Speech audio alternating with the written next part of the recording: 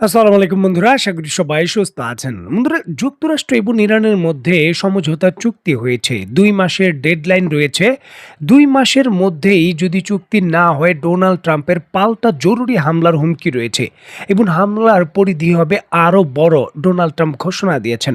ঠিক এমতো অবস্থায় ডোনাল্ড ট্রাম্প জরুরি ভিত্তিতে মার্কিন সামরিক বাহিনী এবং যুদ্ধকালীন পরিস্থিতির জন্য আরও প্রায় $৮৮ বিলিয়ন ইউএস কংগ্রেসের কাছ থেকে জরুরি ভিত্তিতে চেয়েছেন। $৮৮ বিলিয়ন মোটেও কম কথা নয়। চীনের মতো দেশের বার্ষিক যে সামরিক বাজেট রয়েছে তার সমপরিমাণ। যুক্তরাষ্ট্র জরুরি ভিত্তিতে ইরান যুদ্ধের জন্য এই নতুন সামরিক বাজেট চায়। $৮৮ বিলিয়ন, এই বিশাল $বিলিয়ন দিয়ে কি করা হবে? দেখুন, বিভিন্ন আন্তর্জাতিক সংবাদ মাধ্যম এবং মার্কিন প্রশাসনের সূত্র থেকে যেমনটা জানা যাচ্ছে, এই বাজেটের সিংহভাগ প্রায় $৬৭ বিলিয়ন মার্কিন প্রতিরক্ষা মন্ত্রণালয়ের কাছে যাবে। মূলত ইরান যুদ্ধে মার্কিন সামরিক বাহিনীর যে ক্ষয়ক্ষতি হয়েছে এবং অস্ত্রের যে ঘাটতি তৈরি হয়েছে তা জরুরি ভিত্তিতে পুষিয়ে নেওয়ার জন্য বা রিবিল্ড করার জন্য এই $৬৭ বিলিয়ন খরচ হবে। দেখুন, আন্তর্জাতিক বড় বড় সংবাদ মাধ্যম তাদের খবরে যেমনটা নিশ্চিত করছে, এই $৬৭ বিলিয়ন মধ্যে প্রায় $২১ বিলিয়ন শুধুমাত্র খরচ করা হবে বিভিন্ন ধরনের গোলা বারুদ এবং মিসাইল ক্রয়ের জন্য। দেখুন, $২১ বিলিয়ন প্রচুর পরিমাণের বিভিন্ন ধরনের সুনির্দিষ্ট লক্ষ্যভেদী অস্ত্র যেমন প্রিসিশন গাইডেন্স ওয়েপেন ক্রয় করা হবে, ক্ষেপণাস্ত্র ক্রয় করা হবে, যেগুলো মজুদ ফুরিয়ে গেছে বা সংকট রয়েছে তা পূরণ করা হবে। মার্কিন কোম্পানিগুলোকে জোরে সোরে বড় ধরনের অর্ডার দেওয়া হচ্ছে এবং তাদের প্রোডাকশন বাড়ানোর জন্য নির্দেশ দেওয়া হয়েছে, যাতে জরুরি সময়ের মধ্যেই সেই সকল অস্ত্রগুলো মার্কিন সামরিক বাহিনী হাতে পায়। দেখুন, এই $৮৮ বিলিয়ন সামরিক বাজেটের মধ্যে ওয়ার্ল্ড স্ট্রিট জার্নালের মতো বড় সংবাদ মাধ্যম বলছে, ডোনাল্ড ট্রাম্পের প্রশাসন মধ্যপ্রাচ্যে সেনা মোতায়েন এবং যুদ্ধকালীন বিভিন্ন খরচের জন্য $১৭.৩ বিলিয়ন বাজেট করেছে। চিন্তা করুন, $১৭.৩ বিলিয়ন শুধুমাত্র মধ্যপ্রাচ্যে নতুন করে সেনা মোতায়েন এবং যুদ্ধকালীন বিভিন্ন খরচের জন্য তারা বাজেট করেছে। রয়টার্সের মতো এবং অন্যান্য বড় সংবাদ মাধ্যম নিশ্চিত করছে, এই $৮৮ বিলিয়ন নতুন যে আর্থিক প্যাকেজ রয়েছে তার মধ্যে শুধুমাত্র $১২.১ বিলিয়ন খরচ করা হবে গোপনীয় প্রোগ্রামে।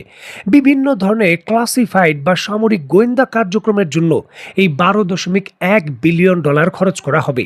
এছাড়াও যুদ্ধের প্রস্তুতি বা যে কোনো সামরিক প্রস্তুতির জন্য অতিরিক্ত আরও $১.৭ বিলিয়ন এখানে যুক্ত করা হয়েছে।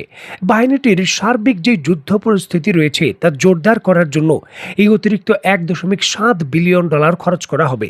আর এই জন্যই তারা $৮৮ বিলিয়ন নতুন একটি সামরিক প্যাকেজ ইউএস কংগ্রেসের কাছে জরুরি ভিত্তিতে অর্থায়নের জন্য চেয়েছেন।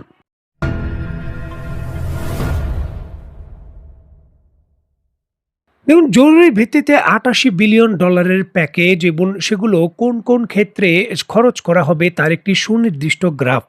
এই সকল কিছুতেই সামরিক বিশেষজ্ঞরা ধারণা করছেন ইরানে আরও শক্তিশালীভাবে বড় পরিসরে যুক্তরাষ্ট্র হয়তো সামরিক প্রতিক্রিয়া দেখাবে, যার প্রস্তুতির হিসাবে এই অর্থ চাওয়া হচ্ছে। আর এই বিষয়টা শুধু সামরিক বিশেষজ্ঞরা নয়, বরঞ্চ ইউএস কংগ্রেসের যারা সদস্য রয়েছেন তারাও আশঙ্কা করছেন ডোনাল্ড ট্রাম্প শান্তি চুক্তির মধ্যেই যে কোনো মুহূর্তে ইরানের সামরিক প্রতিক্রিয়া দেখাবেন, যার জোরে সোরে প্রস্তুতি চলছে। আর এই জন্যই কিন্তু ইউএস যে কংগ্রেস রয়েছে, যুক্তরাষ্ট্রের প্রেসিডেন্ট ডোনাল্ড ট্রাম্পের যে ওয়ার রেজুলেশন পাওয়ার রয়েছে তা অনেকটা কমাতে চান, যেখানে ভোটাভুটি করে ডোনাল্ড ট্রাম্পের বিরুদ্ধে একটি প্রস্তাব পাশ হয়ে গেছে। আপনারা নিশ্চয়ই জানেন, 2026 সালের ৩রা জুন হাউস অব রিপ্রেজেন্টেটিভ বা যুক্তরাষ্ট্রের নিম্নকক্ষে ২১৫-২০৮ এই সমীকরণে ট্রাম্পের বিরুদ্ধে একটি ভোটাভুটি পাশ হয়, যেখানে ট্রাম্প একা ইরানের যুদ্ধ ইউএস কংগ্রেসের অনুমতি ছাড়া শুরু করতে পারবেন না, সেই বিল পাশ হয়।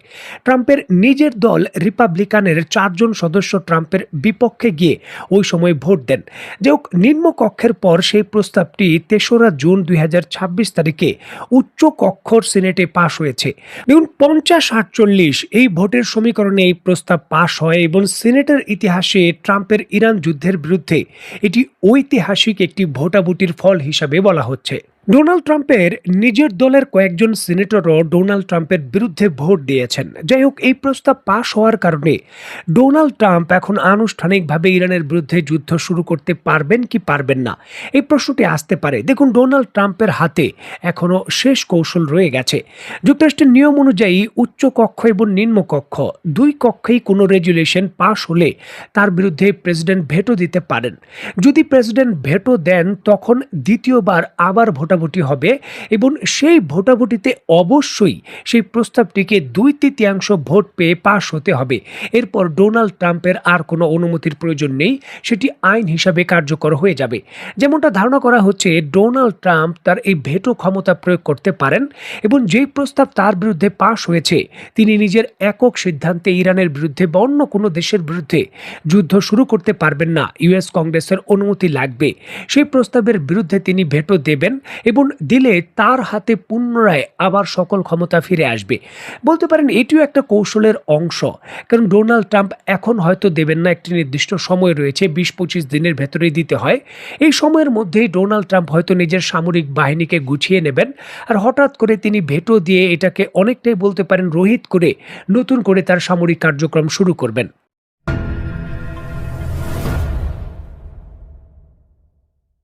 দেখুন, বর্তমানে যুক্তরাষ্ট্র এবং ইরানের মধ্যে সমঝোতার কারণে হরমুজ প্রণালীতে বড় শক্তিশালী কোনো বাধা নেই।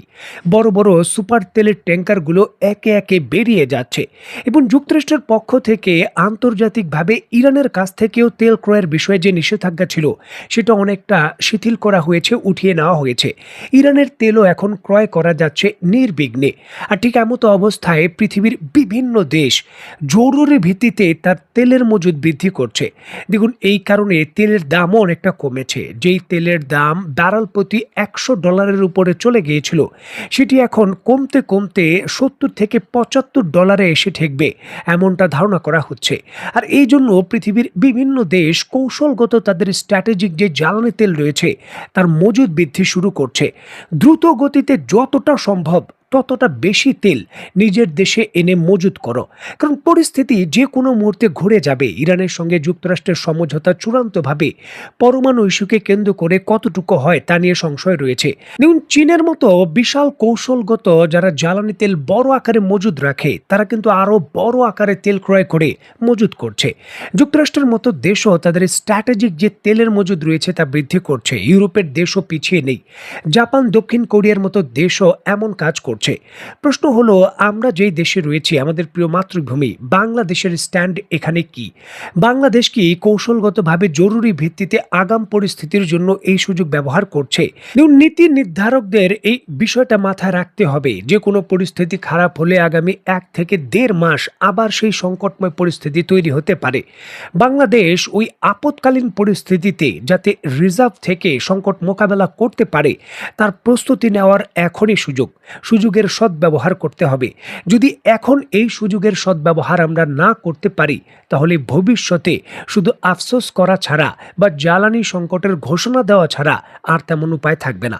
সুতরাং আশা করছি যথাযথ কর্তৃপক্ষ বিষয়গুলো অত্যন্ত গম্ভীরভাবে পর্যালোচনা করবেন।